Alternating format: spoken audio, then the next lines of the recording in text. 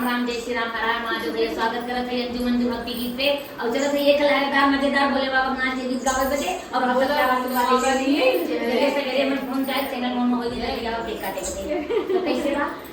अरे भोले बाबा